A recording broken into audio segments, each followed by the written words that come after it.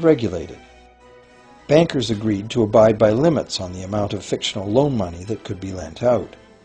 The limit would still be a number much larger than the actual value of gold and silver in the vault. Quite often the ratio was 9 fictional dollars to 1 actual dollar in gold. These regulations were enforced by surprise inspections.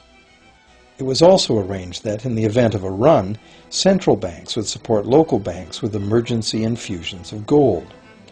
Only if there were runs on a lot of banks simultaneously would the banker's credit bubble burst and the system come crashing down.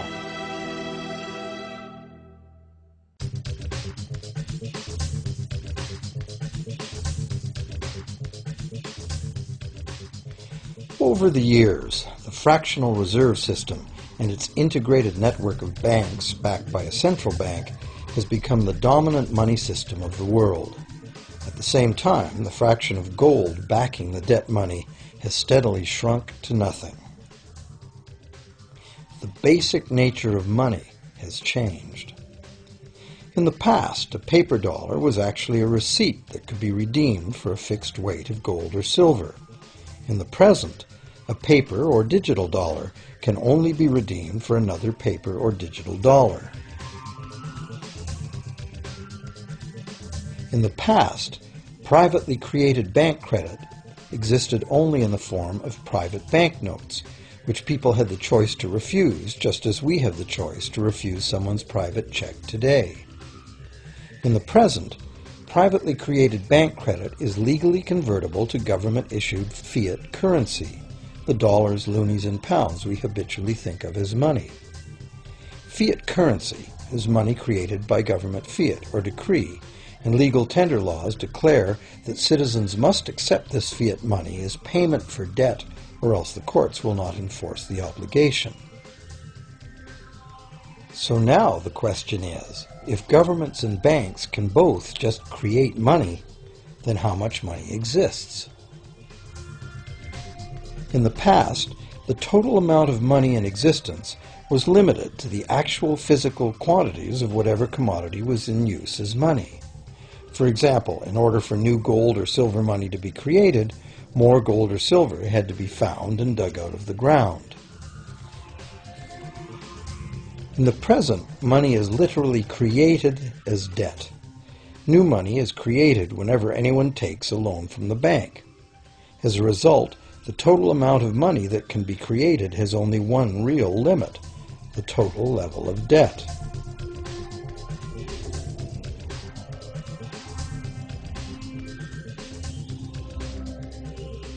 Governments place an additional statutory limit on the creation of new money by enforcing rules known as fractional reserve requirements.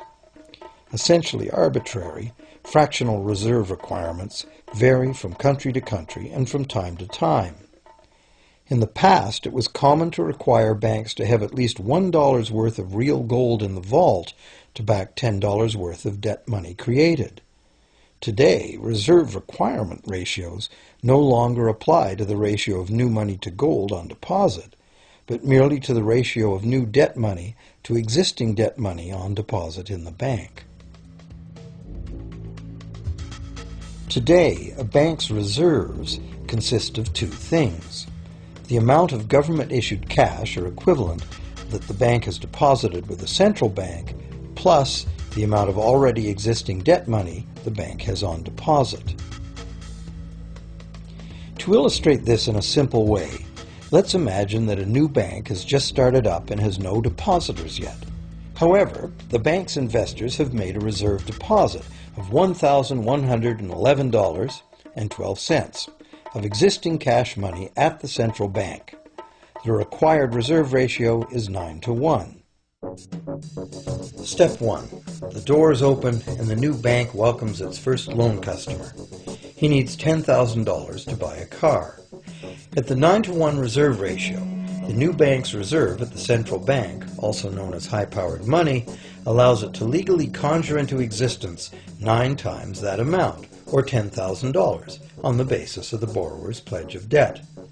This $10,000 is not taken from anywhere. It's brand new money simply typed into the borrower's account as bank credit. The borrower then writes a check on that bank credit to buy the used car. Step 2. The seller then deposits this newly created $10,000 at her bank. Unlike the high-powered government money deposited at the central bank, this newly created credit money cannot be multiplied by the reserve ratio. Instead, it's divided by the reserve ratio. At a ratio of 9:1, a new loan of $9,000 can be created on the basis of the $10,000 deposit. Step 3. If that $9,000 is then deposited by a third party at the same bank that created it or at a different one, it becomes the legal basis for a third issue of bank credit, this time for the amount of $8,100. Like one of those Russian dolls, where each layer contains a slightly smaller doll inside, each new deposit contains the potential for a slightly smaller loan in an infinitely decreasing series. Now, if the loan money created is not deposited at the bank, the process stops. That's the unpredictable part of the money creation mechanism. But more likely, at every step, the new money will be deposited at a bank, and the reserve ratio process can repeat itself over and over until almost $100,000 of brand new money has been created within the banking system.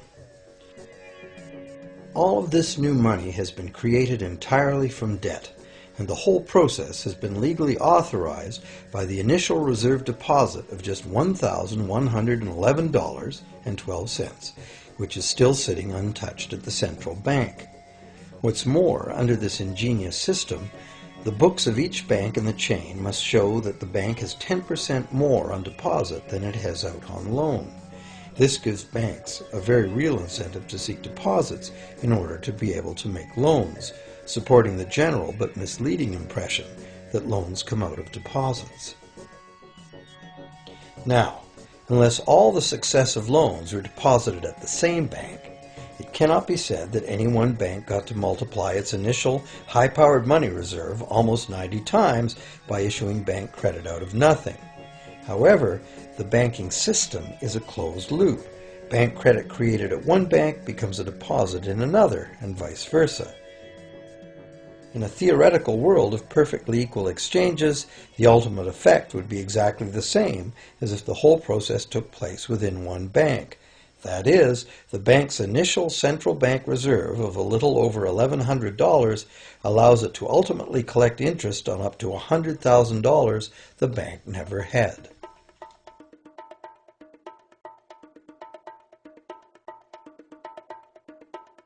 If that sounds ridiculous, try this. In recent decades, as a result of steady lobbying by the banks, the requirements to make a reserve deposit at the nation's central bank have all but disappeared in some countries, and actual reserve ratios can be much higher than 9:1. For some types of accounts, 20:1 and 30:1 ratios are common. And even more recently, by using loan fees to raise the required reserve from the borrower, banks have now found a way to circumvent reserve requirement limitations entirely. So, while the rules are complex, the common sense reality is actually quite simple. Banks can create as much money as we can borrow.